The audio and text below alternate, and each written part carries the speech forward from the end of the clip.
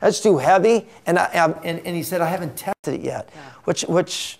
So what's that mean? I haven't tested it yet. And how often today, you know, I mean, what you've got there is you've got Saul. I mean, Saul had been out there 40 days, and that armor didn't win him any battles. That's right. And how often is it today that somebody wants to take their method of alleged success and say, this is what you've got to follow if you're going to succeed too? When the reality is Saul hadn't been succeeding at all. Well, how do we relate this story of David and Goliath and go forward and put it into our everyday life? Well, that's a good question, but I want to finish this. We need to finish it quickly. But so he comes back up. He said, and he was very nice. I mean, I think as a Christians, we should be very kind to people. And of course, Saul was a Christian also. But he still walked up and said, you know, Saul, I appreciate the army. You're the king. I respect you, but I haven't tested it. Please let me fight the battle, like you said, Pastor, in the strength that God has given me, in my own experience. And that's the thing. And he went down there. He picked those 5 stones up. He put it in a sling. He slung that sling around, and he hit his mark right in the forehead. And of course, some people think that the stone killed the giant, but it really didn't. Obviously, he fell over and he cut his head off. And I think there's another point there that, you know, maybe to take it very quickly, that when we do slay the giants of the land, so to speak, we can't just knock them out, because they're going to revive. That's right. He killed him. He made sure he was dead. He cut off his head. But you know, when he went down there and Goliath was blaspheming and said, I am going to feed you to the birds, what did David say? I'm sorry, I'm going to feed you to the birds. I'm going to cut your head off. I mean, he was assured of what he was going to do. Well, you know what he said? He said, you come to me with a sword and a spear, but I come to you in the name of the God of Israel, who you've defied. Yes. So when he was fighting his battles and going into Tim's question that he asked just a moment ago, how do we apply it today? I mean, one big lesson we can learn is that when we're facing these obstacles, these seemingly impossible obstacles of life, if we would realize that if we're fighting in the name of God, if we're fighting for His cause, we're not fighting alone. It's not our battle, it's His battle. That's right. And I like the statement that I use all the time when I come up to an impossibility, and having a ministry, man, it's faith-based. And it just seems like every day there's impossibilities. And so I put this in my mind all the time. There's no way you can have miracles of God unless it's impossible for you. Because otherwise, then we think we're fighting it in our own strength. So my impossibilities are God's opportunities. Right. We ought to be happy. We ought to be just on the side cheerleading and saying, praise the Lord, this is an impossibility, and God can take care of this. But then we have to step out in faith. And that's what happens to most people. And I think that's where we started out with David to begin with. David was young, but he was communing with God. He had faith.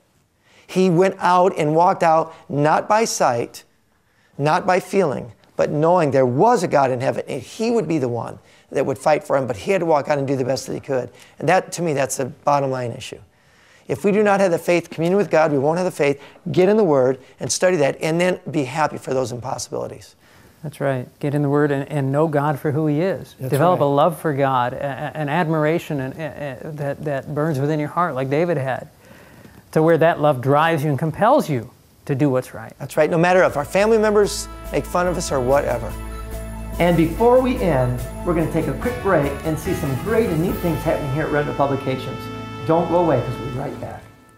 Let's take a trip through Remnant Publications and see how a book is made. We begin in the pre-press room. Computer technician Tim Yeager begins by loading a large sheet of emulsion-coated aluminum into the developing machine. Suction cups pull the aluminum sheet into the machine. Then a special laser head etches the emulsion side of the aluminum, leaving behind only what's needed for printing. It comes off the roller, and a lifting rack brings the exposed sheet onto the other side, where special rollers guide it into the developing stage. Chemicals wash away what the laser exposed. Out comes a plate ready to be used on the printing press. Nate Reed, the pressman, loads the plate into the two-color press. Ink is then applied to the print rollers. A thin coating of water helps the ink not to stick to the printing plate where it's not supposed to. Several suction cups and a pulling mechanism keep the paper flowing into the press.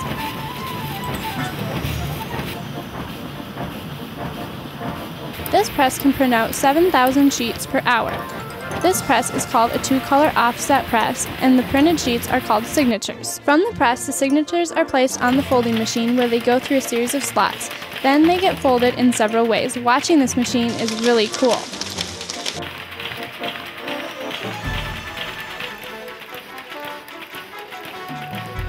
The next stop takes us to the saddle stitcher. This machine starts by placing the folded signatures together on top of each other. As they continue down the line, the book covers are dropped on, and the next step is where the high-speed stapler stitches the cover and the pages all together. After being stapled, they continue down the feeder belt where they go through the chopper. There the excess paper gets trimmed and cut off. Another process for bigger books is the binder, but before we get there, we need to cut some covers down to size. Now that's sharp! The first stage of the binder trims the pages and puts hot melted glue on the spine. Rollers help the glue to go on evenly. The cover gets stuck to the back. Then they are folded and pressed into the spine. This whole process is done in less than 10 seconds per book. Now that's impressive. After a short trip on the conveyor belt, they come to the last stage. This machine is my favorite. It's called the 3-knife cutter. It's similar to the chopper at the saddle stitcher, but you can really see what this one is doing.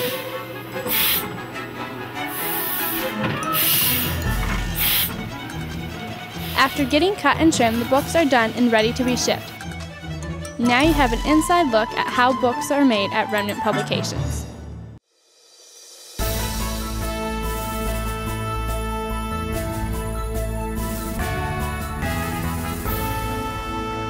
You know, Tim made an important point that will be the pivotal point of this show and the next shows to come, and that is, okay, Dwight, so how do we make this practical? How do the viewers make this practical in their lives reading David and Goliath? And we've come up with 3 points. Number 1, you've got to have personal time with Jesus Christ. You can't just read a text in the Bible, have a 30-second prayer, and jump up and get on to your busy schedule. You need to learn to take time with God just like you would your spouse or your family or your friends. Take time. Number 2, you need to make sure that no matter what your family, your friends, your acquaintances, maybe your church members talk about, or I call them doomsayers or naysayers, say it can't happen, it will never happen, just like they did with David. You have got to have that faith that Christ will take all things under His glory, and the impossibilities with God are possibilities. And number 3, I want to reiterate that. Don't focus on the impossibilities. When you start doing that, the devil will get in there and work on your discouragements. So don't focus on that. Focus on Jesus Christ and what He can do for you, and He will. If you will do that, the Bible will come alive for you. In the meantime, till we see you again, remember, you too can have a better way of life. Please don't put it off. By working together, 1.7 million copies of The Passion of Love were distributed around the country, resulting in an unprecedented partnership with Walmart that led to over 1,000 Bible studies. By working together, over 6 million copies of the 10 Commandments twice removed were shared around the world, resulting in more than 20 churches now keeping the Bible Sabbath. By working together, we have shipped almost 1 million Bibles to spiritually thirsty Christians in Africa, touching the lives of 20 million people for Christ. Working together is what allows Remnant Publications to spread truth-filled books around the world to hasten the Lord's coming. Will you join us in that mission? Will you help us reach the world for Jesus, one book at a time?